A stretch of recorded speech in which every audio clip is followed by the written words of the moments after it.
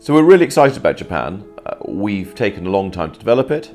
We sent our first clients there earlier this year, and it was a mother and daughter, and they knew they were the first clients to travel with cazenove+loyd to Japan, and they came back absolutely blown away.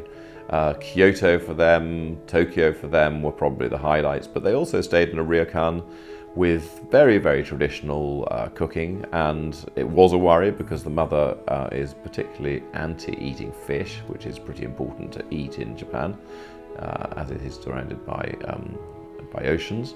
But they came back having had a short trip as a mother and daughter, and I really was thrilled to hear that everything we put in place on the ground so far is working so well, and it's a work in progress. Every year it will get better.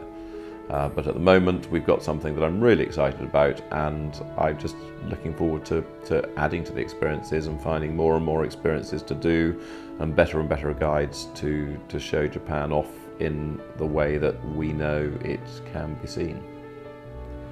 Most people have heard of ryokans, and there is a very strong culture of these local inns, and there's a very strong sense of hospitality and a need to give really strong hospitality all over Japan. And these inns are set up in really beautiful places, they're set up in towns, they're set up in countryside, but what is fundamental to them is this culture of service and this feeling that service is important.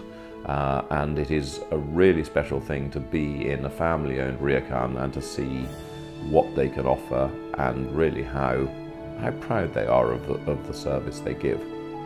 When you're staying in a ryokan, one of the things that you have to do, there's no alternative actually in most ryokans, is to have a proper Kaiseki dinner. And this is a sequence of course after course of frankly very strange things that you haven't a clue what they are, which you put in your mouth and you're not really sure whether they can be hot, cold, sweet, sour, soft, hard. And that's part of, so long as you're an adventurous eater, it's a really exciting thing to do. But you will taste some very strange things. You won't know what most of them are, but the Kaiseki dinner is something that is really part of any ryokan experience. A lot of Japanese chefs have gone to Paris to train, and there's now a lot of actually Parisian restaurants with Michelin stars which are actually staffed by Japanese chefs.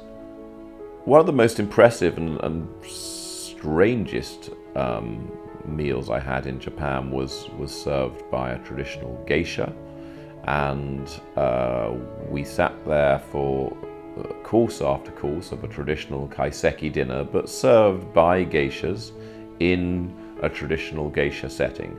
And it is a bit strange. You do feel a bit awkward as a Westerner having someone almost sort of fawning over you and sort of, reacting to your every whim. And but you do respect the culture, and it is a culture that is very much part of Japan and still endures in certain parts of Japan to today.